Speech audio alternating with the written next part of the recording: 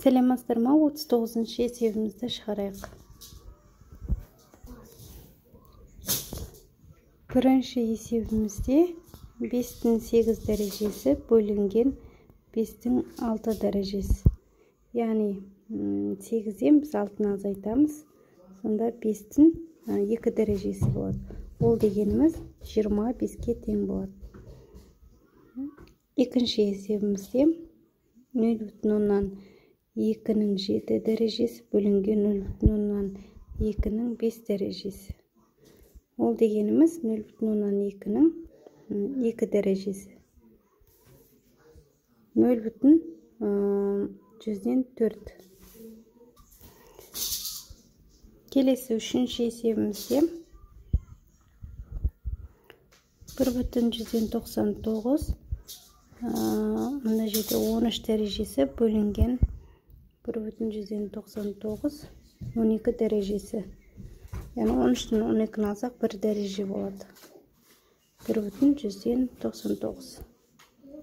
1 дәрежесін жазып керек емес.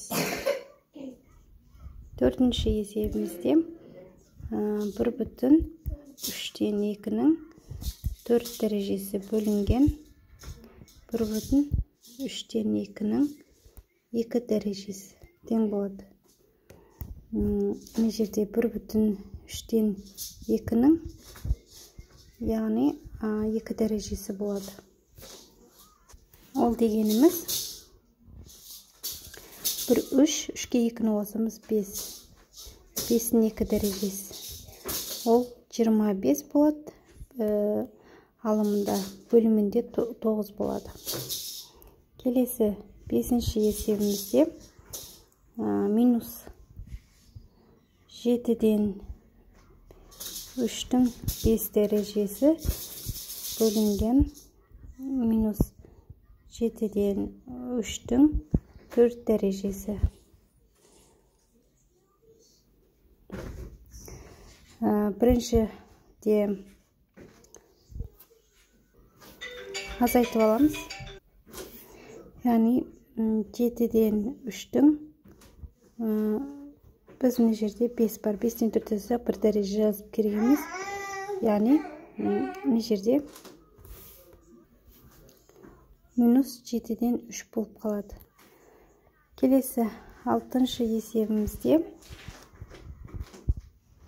2,5-тен 3 6 дәрежесі бөлінген 2,5-тен 3-тің 4 дәрежесі. 2,5-тен 3-тің 2 дәрежесі болады. Енді оны ықшамдап алсақ 5, 10, 13.